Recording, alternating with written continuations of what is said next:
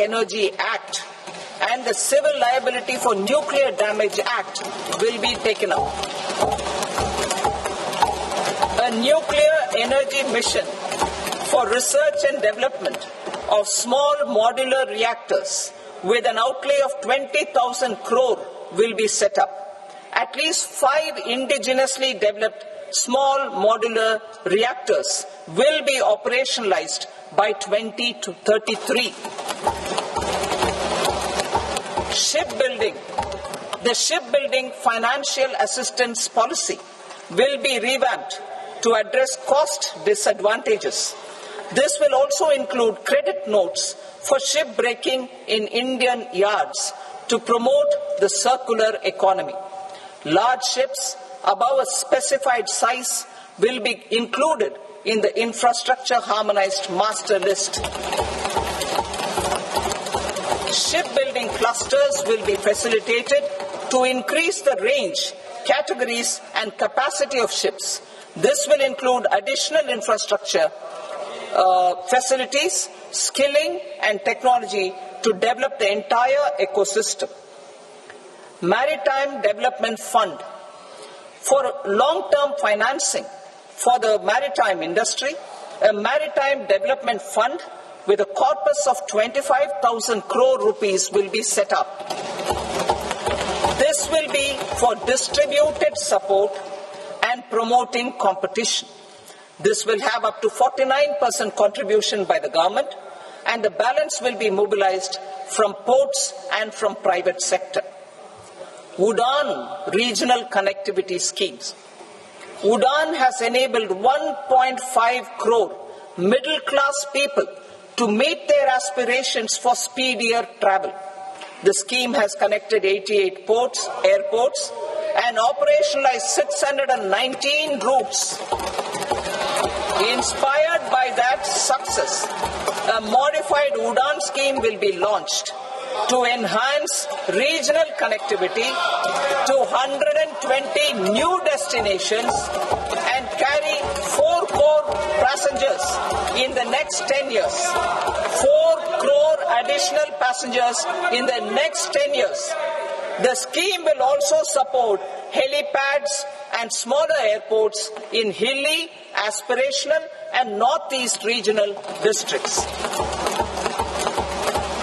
Greenfield airports will be facilitated in Bihar to meet the future needs of the state.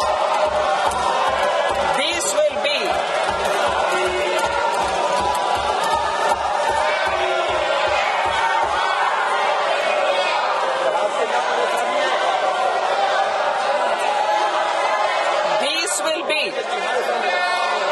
will be in addition to the expansion of the capacity of Patna Airport and a brownfield airport in Beta.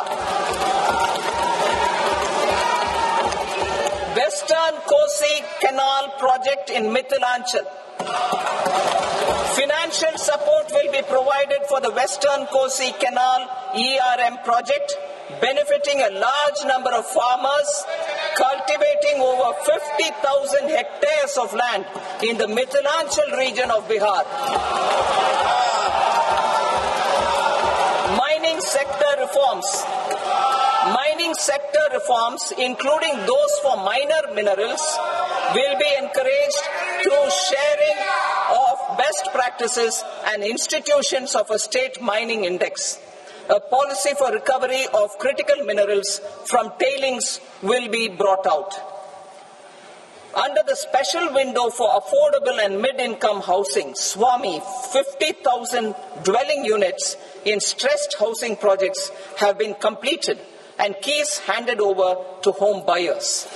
Another 40,000 units will be completed in 2025, further helping middle-class families who are paying EMIs on loans taken for apartments while also paying rent for their current dwellings. Building on this success, Swami Fund 2 will be established as a blended finance facility with contribution from the government, banks and private investors. This fund of 15,000 crore rupees will aim for expeditious completion of another 1 lakh units. PM Gati Shakti data for private sector. For furthering PPPs and assisting the private sector in project planning, access to relevant data and maps from the PM Gati Shakti portal will be provided. Tourism for employment-led growth. Top 50 tourist destination sites in the country will be developed in partnership with states through a challenge mode. Land for building key infrastructure will have to be provided by the states. Hotels in these destinations will be included in the infrastructure harmonized list. The following measures will be taken for facilitating employment-led growth. Organizing intensive skill development programs for our youth, including in institutes of hospitality management. Providing mudra loans for homestays. Improving ease of travel and connectivity to tourist destinations. Providing performance-linked incentives to states for effective destination management, including tourist amenities, cleanliness, and marketing efforts. And introducing streamlined e-visa facilities along with visa fee waivers for certain tourist groups. Continuing with the emphasis on places of spiritual and religious significance, in the July budget, there will be a special focus on destinations related to the life and times of Lord Buddha.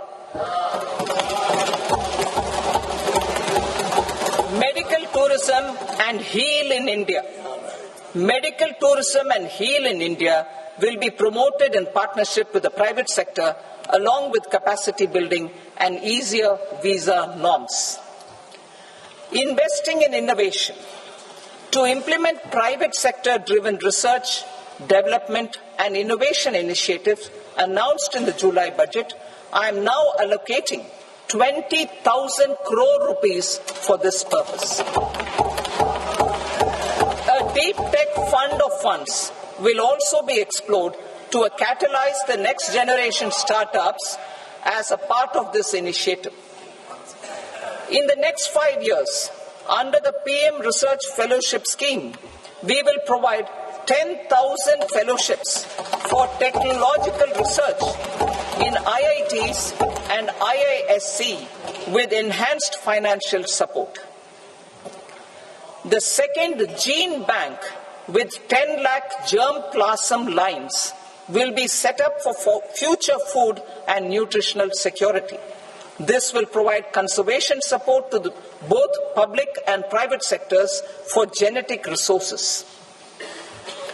We will start a national geospatial mission to develop foundational geospatial infrastructure and data.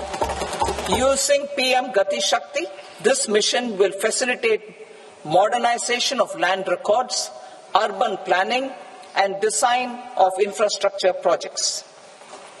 A Gyan Bharatam mission for survey, documentation, and conservation of our manuscript heritage with academic institutions, museums, libraries, and private collectors will be undertaken to cover more than 1 crore manuscripts. We will set up a national digital repository of Indian knowledge systems for knowledge sharing. Now I move to exports as the fourth engine. We will set up an export promotion mission with sectoral and ministerial targets driven jointly by the Ministries of Commerce, MSME and Finance. It will facilitate easy access to export credit, cross-border factoring support, support to MSMEs to tackle non-tariff measures in overseas markets. A digital public infrastructure, Bharat Trade Net, for international trade will be set up as a unified platform for trade documentation and financing solutions. This will complement the Unified Logistics Interface platform. The BTN will be aligned with international practices.